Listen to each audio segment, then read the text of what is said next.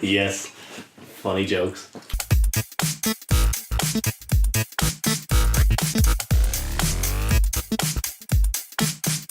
Hey! Hello and welcome back to the Tidbit Cast. With me on my right is... David. In front of me is... Gary! Who the fuck I are you? am Aaron. I'm finishing off with, and I am Aaron, right? And for this we're moving on to our third topic of this week, which I believe is Gary's. He has a page of 3 pages fucking worth of notes in front of him, and he's very giddy about it. So come on, let's get started. Let's go. Alrighty, so what I want to talk about is, do you think that reviewers, Yes. and everybody will know this from the title from now, but do you think reviewers should complete a game in its complete entirety? Or should it just be a thing of roll the credits and maybe a few side missions? Does it have to be a thing where they have to do every single thing in the game? If they do, they're most likely going to spoil the whole game in the review. Well, they don't have to mention the review. Yeah. What I mean is that for a review, do they have to complete the game in its entirety? They can know about everything in the review. They can know everything about it in the game and go through it. It depends on the game, of course. But they can go through and play every bit of content. Do they have to play every bit of content? No. Good for them to have a feel for it, Depends. though.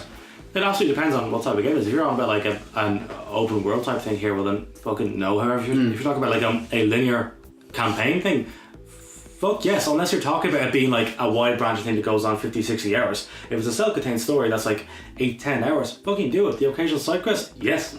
Yeah. The reason why I bring this up is because the thing that happened last week there is reviews for Octopath Traveler, a game on the Switch, and Of course. it was developed by Square Enix, published by Nintendo, and there's a bit of controversy over one of them was already in kind of the light of people looking at it of controversy because Jason Schreier's review on Kotaku, him saying that isn't that great, it isn't as great as people are saying it is.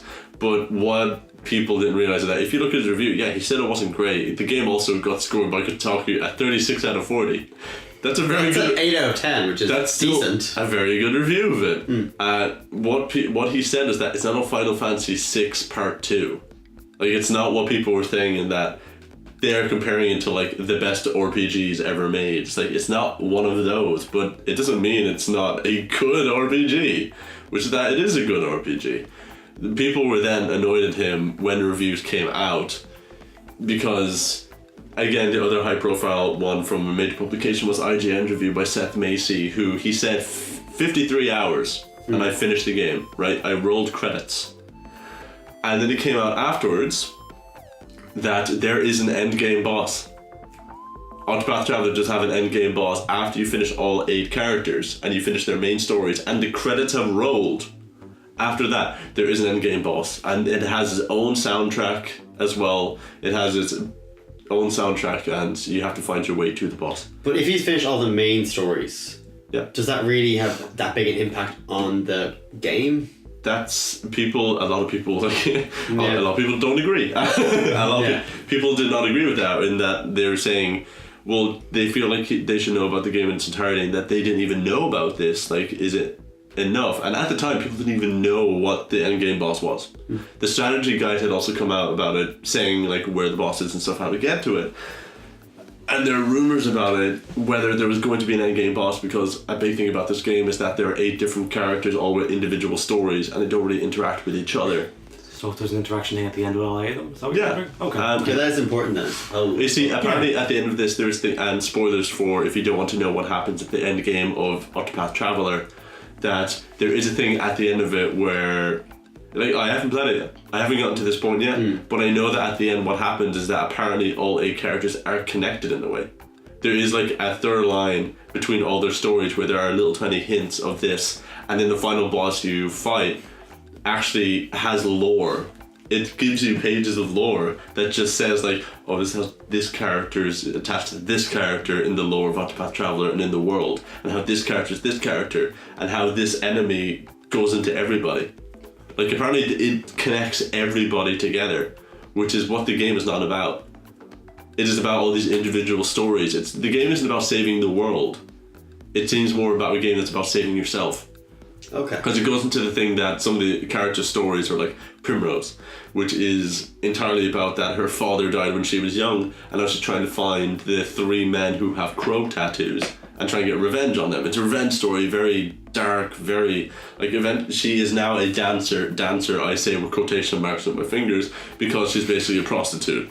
Like, that's what she does. I have screenshots. She's looking for 3 men with crow tattoos. And she's trying to have revenge on No them. one else in the world have a crow tattoo now. But it's these specific 3 guys, and so She gets the random guy by mistake who just wanted a cool tattoo. He doesn't deserve to die. Someone just screams foul play and they run off. It'll be me. The pun. Oh, foul. I didn't want to get that. Are you sure That though? joke was foul. Thank you. So That she's joke flew away. So she's in. Do you want to kill yourself now? We wait till later. So she is in this town for like years as a prostitute, and eventually, like the dude who's like her master, who she has to call master, also, is like saying, "Oh, you should use like he's saying stuff like you should use your mouth for what it's good for." This is a Nintendo game now. This is published by Nintendo. Square Enix developed Debating? But it's very like weird in how dark it gets at times. Where she is basically a prostitute and she's being beaten by this guy, and she's waiting to find the killer who murdered her father. It's like, okay, that's the introduction to her story. Or anyone with a cool tattoo. Or anyone with a cool tattoo. She'll settle. But then you go to another character like Cyrus, who I started off with, which his boss is just a little annoyed with him, and he lost him, and there's a book that's missing. So his quest is that I want to find the book. It's so light, like it's so light compared to the rest of them. But they all take in various different directions. Some of them have like bigger, like more intense stories, and some of them are very light. Like Cyrus's story is literally just that chilling in the library. Yeah, right. He's just like, oh, there's a book missing from the library. I think I'm going to take some time off from my studies as a scholar and just go and find this book. And it's like, all right, have a lovely time. Like, and then it was actually on the shelf. You just didn't see it. Yeah, there are little bits of mystery throughout, like of course his story and stuff like that. But that's basically what it seems to be about so far as I played it. I've only played the first chapter of each of the characters, but like with this game, it is about 8 individual stories, and they don't interact with each other. Like every so often, you will get that you press the plus button, and you get what's called travel banter, where it's just that they just talk to each other about something, but it is not enough to count as they talk to like each a lad's other. holiday. Yeah, really, it's not really that they talk to each other. So they don't interact story-wise with each other at all. It is completely separate stories, and that's a lot of people's problems with the game. But to get back to like the review and like the thing with Jason Schreier is that you wouldn't know that there was a thing at the end of the game, because the game doesn't really telegraph that there is an end game boss, when the point of the game is that there's 8 separate stories.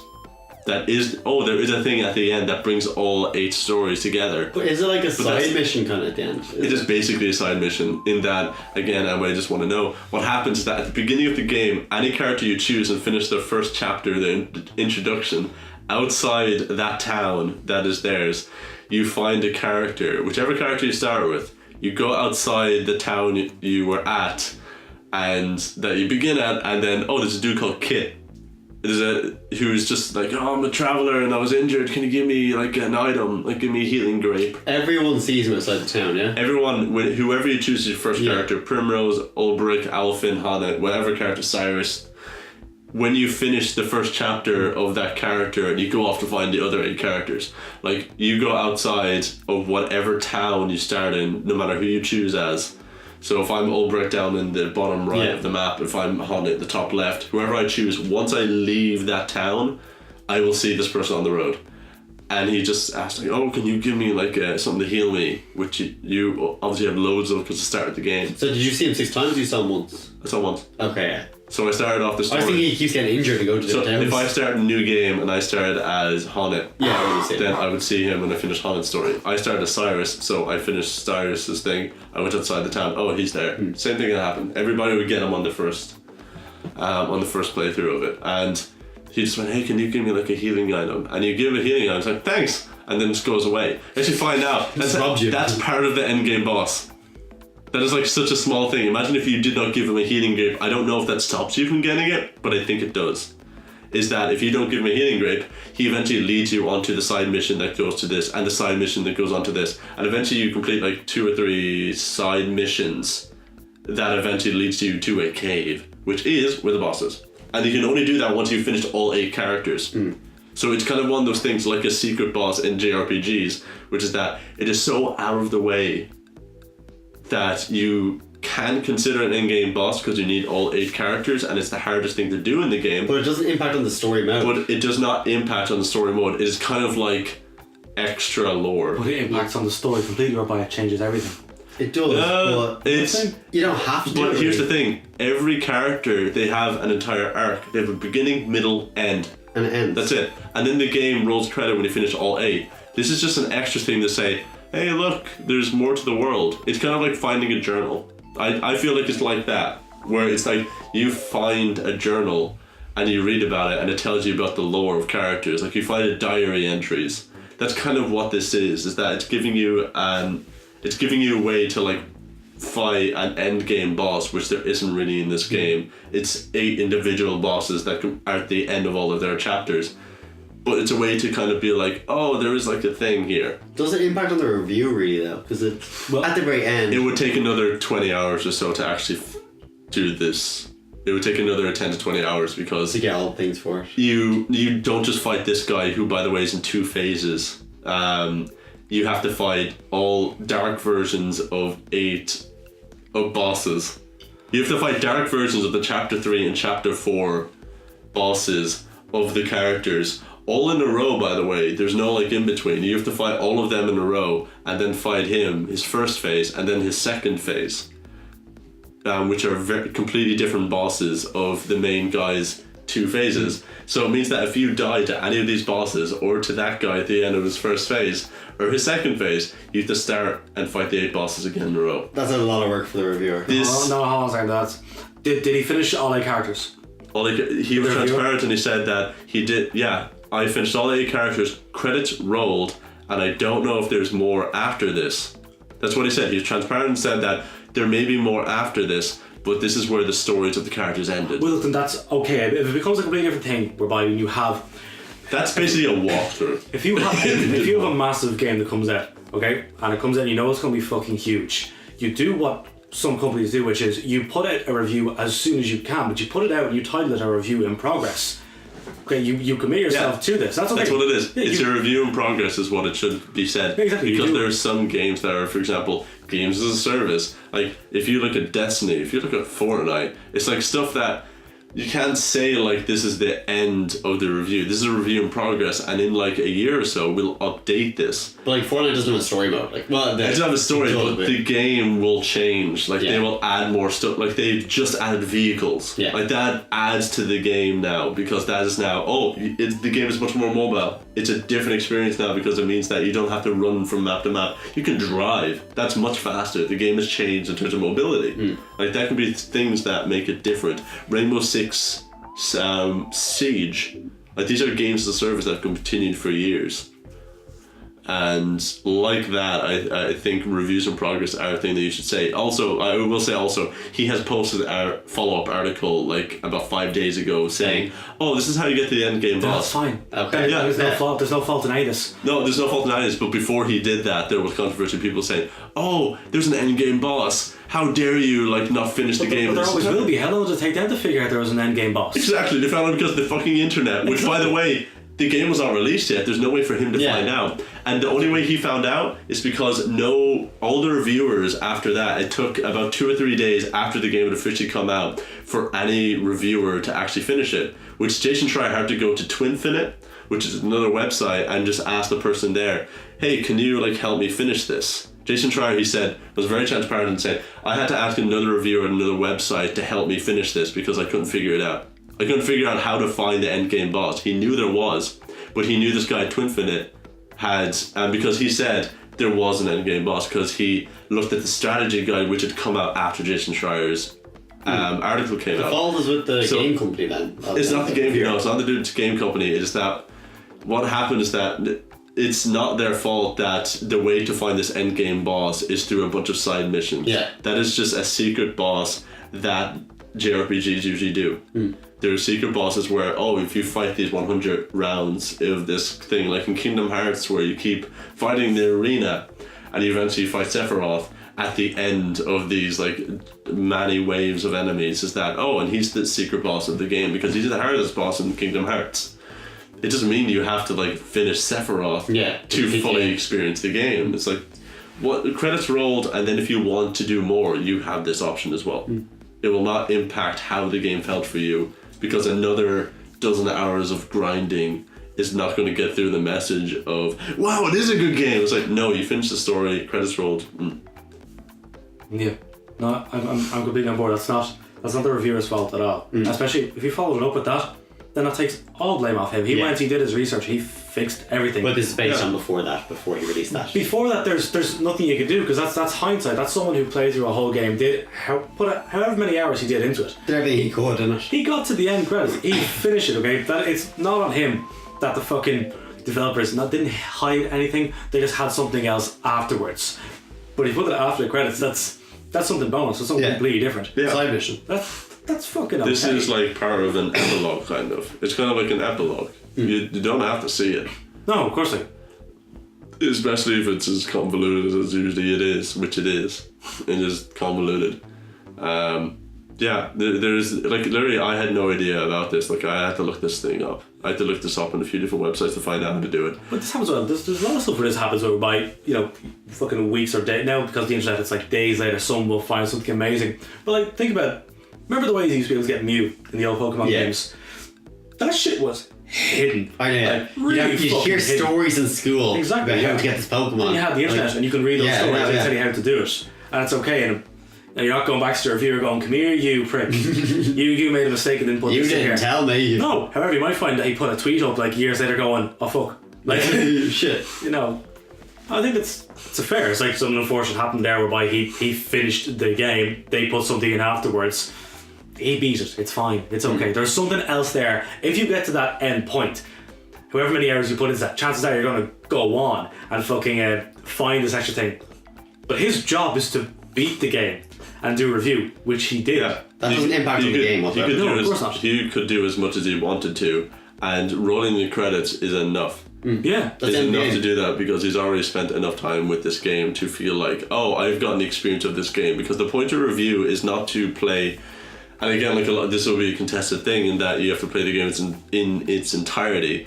But the point of a general review of a game before it comes out or when it's out is that you should kind of find out what does this game try to do, and does it do it? Yeah. Does it do it well? Like that is what the point of review is. Like it's not saying it's a perfect game if it's 10 out of 10. It just means, hey, it tried to do this and did it very well. It's like when God of War came out, there was a lot of things about, because most of the reviews were 10 out of 10.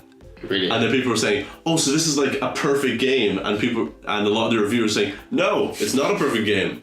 And nobody's agreeing that it's an absolutely perfect game. It's perfect in what it tries to do. Exactly. What God of War is trying to be and what kind of game it's trying to be, it knows. And it did it incredibly well. I can't think of anything because of that. Yeah. And because of that, we would give that a 10 out of 10 because it tried to do what it did very well. It succeeded, essentially. It succeeded exactly what it wanted to do, and it did it to a very high degree, and therefore we would give it a 10 out of 10. It's like that with any JRPG or stuff like that. It's that you can't expect, like, all they have to know is that does the game do what it tried to do very well. And this is a game which is about 8 individual stories that are 8 individual stories. The characters don't interact with each other, not enough to actually be counted. So you don't need to like see it as that. It's like look at the other parts of the game and then narrative wise look at it from the 8 characters' individual perspectives. And then trying to see like, oh, there's a like for this game that is called Octopath Traveler. It is in the title that these are 8 different people. Like, does it do that? Does it do it well? That's enough for a reviewer. If you want to do more, then you're kind of going at somebody who's like taking a step-by-step review or a walkthrough. Like that is they're in a different medium. It's not a review of games in general, it's a review of this game doing what this game does. Yeah, and something that I want to get into then is the idea of do we need reviews in terms of like, because I feel like reviews have become more subjective over the years. Like it used to be a thing beforehand where people would be way more objective about stuff, but now it's become a bigger thing where that you're not just following a game reviews, because people now don't just read one review of a game. They now read several. You go to Metacritic, you have like a list of fucking 20. Yeah. Sure, you find your own. So, because a big thing is that you should find somebody who has a similar taste in games that you do with a reviewer, and then read that person's review. When you have like companies there are people who are assigned to work on certain projects and they have no interest in that genre at all. They put out their review, they get crucified. That is not their fault. That's they're put on the wrong project. But then you have other people who argue the other side of it as well, who love this sort of genre and therefore they're biased. Yeah, so it's all critical reviews. Yeah. There are people at certain websites who I'll see them when like a game comes out, and I'll read their review, because agreeing with somebody and then actually finding like their review, like agreeing with somebody is different. That's being able to agree with somebody about what games are and them not knowing what you do is like a very different thing. I want to make that real obvious. But you don't have to agree with somebody, and you just have to find somebody who has the same taste in yours. It doesn't mean they're wrong, it just means they have a different taste. So it's better with reviews to not just, like, for example, you might read Jason Schreier's review and just go, well, I don't agree with him. It's like, okay, you don't agree with him. Find somebody who plays JRPGs in a similar vein that you do, and look at them. Look at Seth Macy. Like when, for example, Seth Macy, like I would attribute myself more in how he thinks about games. So I looked at his review, and then I saw Jason Schreier's one after that. I was like, I kind of get where you come from as well. But at the same time, I don't agree with some of your points there. But I'm closer to what Seth Macy's thinking about this game than what Jason Schreier's thinking about this game. And that's what I think about that, is that you should find a reviewer that is there. It's more subjective now. It's more like a personality thing where you have to find somebody who's like in your vein of thinking. I think it's not so black and white anymore.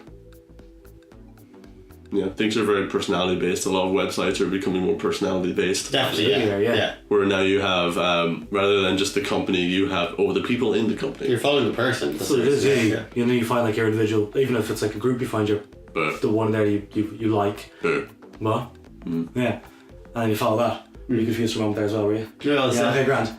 Well, yeah, that sort of thing. You latch onto personality, and then based on their opinions, you might agree, you might not, but then you also stick to being quite biased then, though, don't you? You can be, but it's then also realising that people have different tastes, and so if somebody has a similar taste, it's kind of like, hey, this is what I think about these games. So if somebody has played a game, you will know, they like the same games that I do, would they recommend that I play this game? That's for like being able to play games. Being able to like actually say verbatim what they say, that's a different thing. That's like saying like actual like game design and stuff like that. As in, for example, if I'm playing a game, or if I'm talking about a game in a very passionate way, and then you say, oh yeah, I kind of get where you're coming from, but I don't play that kind of game, then it means that, then I'm not going to recommend the games that I play to you. That's what I mean by finding a reviewer, is that, I'm not going to recommend the same games to Aaron as I will to David because they play different kinds of games. And so because of that, it's like, then find somebody who you know that if you look at their stuff previously, you can say like, these are stuff they've recommended in the past. Those would be the same games that I would recommend in the past. Like, those are the same games I would recommend to people, so therefore we have a similar kind of way in what we'd like to play to spend our time. Rather than something that you play games to study, that's another thing. Yeah, it's like enjoyment. Yeah, because for example, there are some games that I'm playing just because of the history, like Oddworld series. Fuck yes. Or stuff like that, where it's like, I realise the lineage it has, and stuff like Another World, which recently came out as a remaster by Eric Chahi, where it's like, this is like the beginning of like indie games in mainstream. Like, this is like 20 years old, and this is a game that like kind of started part of an indie scene like a long time ago. And so it's like, I'm gonna play that game because it is a good thing for history and to learn about how design started with that genre and with that scene of indie developers and indie games. But at the same time, I may not recommend it to somebody because that may not be their kind of game. Like, I'm going to play that because I'm curious about how games work, not for fun. That's a separate thing. Yeah, fly. There's a fly. Sorry, there's a fucking fly. Yeah. This is why I keep the windows closed. Yeah. Jesus. And then, yeah. So on page notes we on at the moment? No, I've gone through my notes. Okay. Really? But the other thing I didn't really mention was about like, it's this thing like Soul Calibur 4 or even like there's extra modes in other games that have like tower modes. Yeah. I was like, this is extra. And that was like side games in the game. Yes. But that's Mini how I games. feel. That's how I feel about the secret boss. Yeah. They're just like, But then you're wondering, yeah. do you review like what's being put out there for like a casual audience, or do you review the complete package? Yeah.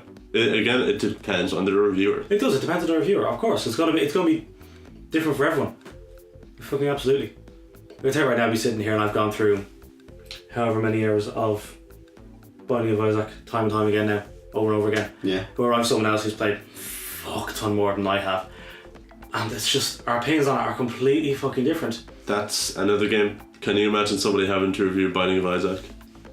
Again, you're gonna have to depend on which one they're How fucking do you playing. complete that game in its entirety? Yeah, because when you were saying like, you know, go and see it, you get that fucking end, you get to the credits. I'm like, man, I've gone to the fucking end credits maybe 20 times in Binding of Isaac. I am nowhere near done that thing. Yeah. Yeah, of course. I still have to fucking fight myself. Like, how would you see every Funny. piece of content in Binding of Isaac? It's not that kind of game. It's very difficult to see every piece of content. Yes. But when people review it, you have to put in a hell of a lot of hours into it. Yeah. Like, that's not a game you can just bullshit. Because again, this person I play alongside, if I'm doing this and I go, oh no, I've done this and this and this, they're going, Yeah. you've done nothing yet. I was playing through it for a couple of hours and they go, you have a piece of a fucking, of a portrait. So what's a piece of a portrait to go? My save file is like a fucking, it's like a painting that's been ripped up. It's Yeah. like a little piece that's there. And I'm like, okay. And they go, you have to complete the painting. How many Complete the pieces picture. are there? Haven't a clue. I'll let you know when I'm 100 hours deep. Yeah, there are people who just play hundreds and hundreds of hours of that game and they still haven't seen like all the different modes and all the different characters you can be as well, which changes it. And online, there's a daily challenge. You get daily challenges that are put up there as well. Yeah. So that's another example of a game that you can't fucking finish that game. That is And what I'm playing is not the finished version. I'm playing Binding of Isaac Rebirth. There's still Afterbirth and Afterbirth Plus, which are fucking 10-year DLCs. Has anyone completed all these games? there is obviously somebody who's like- seen like every piece of content and stuff like that because that game's been out for years. But at the same time, it's not a kind of thing where, hey, has it anybody completed Fortnite? I have. But you just can't see all this stuff. You Remember those can't. fuckers in school who used to be like, I just beat FIFA. Yeah. Fuck you on about? Yeah, beat FIFA. The career mode. Fuck you. The final boss. The final was unbelievable. David Beckham. Oh, Yeah, I did that final boss. my God, Gary. Who was it? Did you get any water in your mouth there? So you got really close to and Just making noises. it stopped. Yeah, I did. I like making noises Yeah. with my mouth. I say you do. Many a noise. Would you like to contribute? Not really. No? No. You're making noises with your mouth as we speak. Yeah. Fair enough, okay. Yeah, I think I'm looking forward to seeing what way reviewers continue, because I think the way we review stuff at the moment is actually going to change. I think there will be another way that how we consume How's that that? kind of media. I don't know, because it did change at one point. I think a lot of reviews are being done by way of not actual reviews anymore because people watch fuckloads of Let's Plays. Exactly, yeah. Yeah, Just enjoying it. but they change as well. Like it's changed about twice so far. Where we had like in the last 10 years, and that we had reviews. We just had general reviews of games, and then now it's kind of turned into that. Oh, and now the people behind the games is another thing that we think about as well. It's not just what PewDiePie. you're reviewing. It's who you're reviewing. You. I like PewDiePie. And then we also but then it's also one reason why that changed is because we went from YouTube to now Twitch is a Yeah. big thing. Yeah. Where it's now not just looking at videos, you're looking at streams. So it means that it's becoming more of trying to find out like what the daily life of the people you're looking at is. That's what like the idea of streams are. Is that you're not just looking at the person, you're now seeing what they're like in daily life without Yeah. being edited. So I'm seeing who they are for. yeah, there is going to be another thing. I don't know what the next thing is, but there's going to be another thing that changes how we consume. The person comes into your house and plays it in front of you. Yeah, that's what it's going to be. Completely live, in the flesh. Yeah. Yeah, Guys, I'm going live, and like everyone comes over to your house and watches you. yeah. So last night I had 100,000 people. We had to shut down. I got banned. Twiddling his fingers like people died. Things. But I won, it's okay. I I won Fortnite I've decided to take some time off the internet. and go to jail. Because, again. Yeah. And I think we're probably going to end it there. Yeah, probably. Yeah. Maybe, yeah. I think so. Do you feel like there's more to say about that? No, reviews are always going to be changing. No matter what we say now, like, reviews are going to change constantly, as you said. They've changed time and time again. They're going to continue to do so. The way people receive them, the way everyone goes to different reviews is going to be different. Like, I have my own way of listening, whether it be through a podcast or like I know one person I'll go to listen to their review because it's the type of personality that I like. Whoever who you'll go to is completely different to who I'll go to. Yeah. Everything, because you go to a Switch. And People who don't play games. Exactly, yeah. But that kind of thing, like the difference between casual gamer and hardcore gamer, all this sort of stuff, everything's fucking changing. But it's all based on opinions as well, so it's not gonna. Yeah, I think the only thing to actually mention for like anybody who's going to be reviewing stuff is that the transparency. That's it. Absolutely, like any review is just like is somebody just saying, "Hey, this is a review in progress. I haven't actually completed the game in its entirety." As far Just as I know, don't lie. There may be extra content and there's like loads of side missions, but I rolled credits, and so I will count this as a review in progress. If there is more stuff, I will post more stuff. I just can't find any more stuff. I beat this game. I did not 100% this. Yeah, I beat it. You don't have to 100% that game. Yeah. That is getting harder and harder as games continue to be made. That's all you can do with a review, you know? Especially when you have something that just keeps expanding, like if you have like an MMO or some shit like that. Especially Grinder, yeah. Oh, my Grinder, sorry, what? Especially like Yeah. something you have to grind. That's what I was thinking for a moment. Like, Especially something you have to grind. I'm not like, especially something you have to like grind out for fucking hours. Pokemon. That's, yeah. You do. If you want to ride you get. You don't have to get to level 100 to finish Pokemon. Yes, you do. Your review unless you got every Pokemon Ride you. level 100. I'm Yeah. gonna ride you. This has become so decrepit. Wait. You alright? Aaron is laughing and breaking down again. Judy, you okay? You gonna laugh? You gonna let any of it out? God, let us out. Live on air.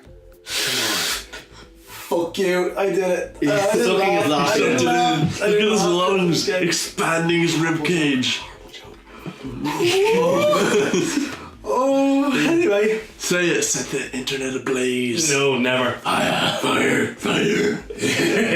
No. Thank you for listening. Yeah. Alright, thank you very much for listening. This has been the Tidbit Cast. This was David. and this was Aaron. And if you want to get to us about corrections And this was Gary. and I'm Gary or suggestions or any other I wanted to say crack, but I realised that Irish stuff is not funny to me. Irish does not appeal to me. There's no good Irish comedies. Fuck you, Father Time. Yeah, I know, it's not a good one. Damon Ivor. Damon Ivor is shit we on about. Young offenders. Yeah. What are you saying? It's because I'm not a nationalist, guys. You may get out of my fucking household right now. I want you to wave the flag. Oh my god. Alright, dude. Well, yeah. Yeah, if anyone wants to send in anything to talktotidbit@gmail.com, and feel free to hit us up at Tidbitcast on Instagram and also Facebook, and we do have ourselves on Spotify and all major podcasting platforms.